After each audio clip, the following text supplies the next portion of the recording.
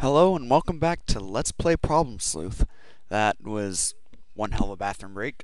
Sorry it took so long to get this out. I've been kind of procrastinating on it. I've been really busy with school and stuff and yada yada yada. I don't have any excuses.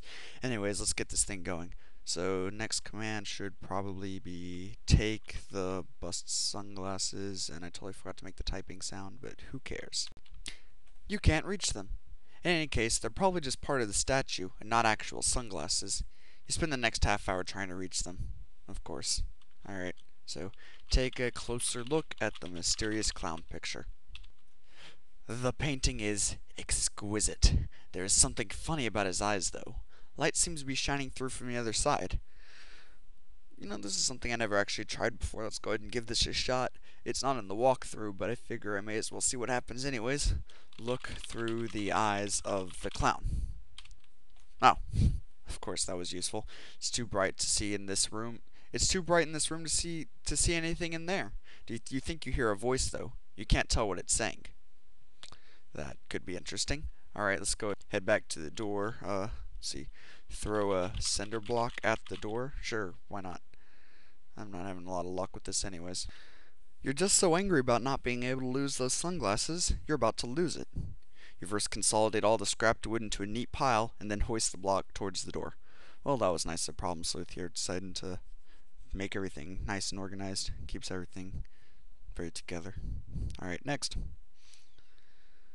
Sounds like something was knocked loose on the other side. Oh, look at that over there. See the Problem Sleuth paper? It's on the body now. And look at that, there's a key. Alright, let's peer out the window to see what floor we're on. Sure, why not? Just following the walkthrough for that one. Let's see. You face east in the room to look out the window. I don't remember those being there, but whatever. Bright daylight floods the room through the glass. You've always been a stickler for natural light. This is the only source of light in the room. What makes this particularly strange is the fact that it's 10 o'clock in the evening. Yep, that makes sense. This game really is kind of nutty like that. Take a look outside. It's the view from your third floor office. You gaze abstractedly at the common below. Same scenes, same faces every day. It's like it hardly ever changes. Not that you can afford to pay much attention to the scenery with your mind wrapped around the latest problems to sleuth and your lips around your flask. That makes sense. Alright, let's ask the movers with the moving van to remove the Starsky statue. I'm sure they're going to find some way to make sure that that doesn't happen. You shout towards the moving truck, hoping someone might be willing to bust your problem, so to speak. Nice. You do your best to pantomime that Ben Stiller is a Starsky statue, but doesn't seem like anyone can see or hear you. Throw a cinder block at the window, thereby discovering it's fake. Oh. You think you have a pretty good idea of how your office works by now. Acting upon this hunch, you hoist another cinder block. Last word. Look.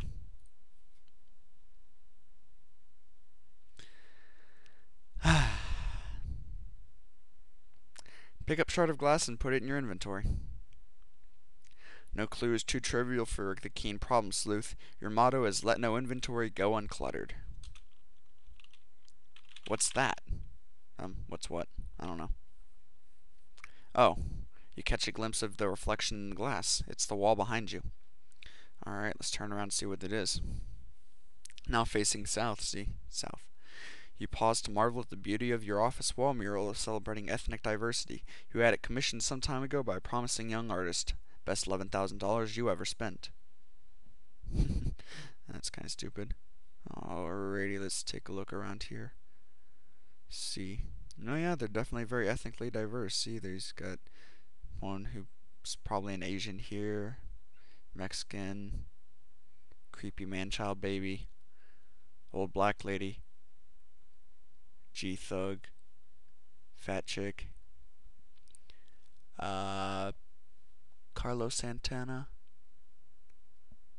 Alright, I'm getting too involved in this. There's a note down here.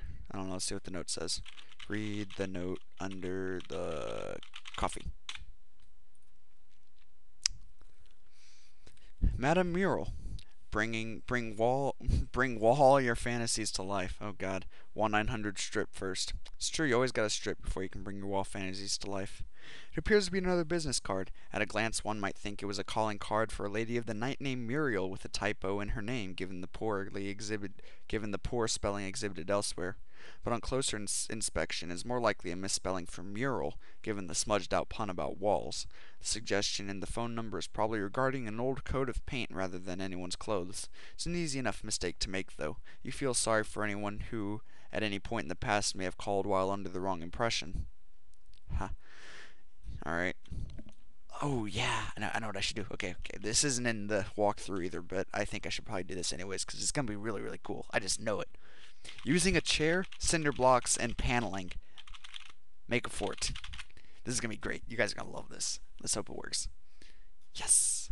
All right, standing in the stash, you stash the Madame Mural card in your inventory and set about making a really cool fort in your office. It's complete with a front step and a chimney. You're really proud of your craftsmanship. Booyah. Alrighty, let's use our imagination to play make-believe. Inside your fort, you are only bound by the walls of your imagination and several small pieces of particle board. Alrighty, let's fantasize. This is what being a hard-boiled problem sleuth is all about. It's about being the strong, silent type, oozing with confidence, charisma, and other fine qualities such as not being trapped in your own office. It's about having a working phone, a real desk, not one, but two steak dinners, and some hysterical broad on the line yakking about some fella she's got troubles with. It's always the same thing with these dames. I can't talk.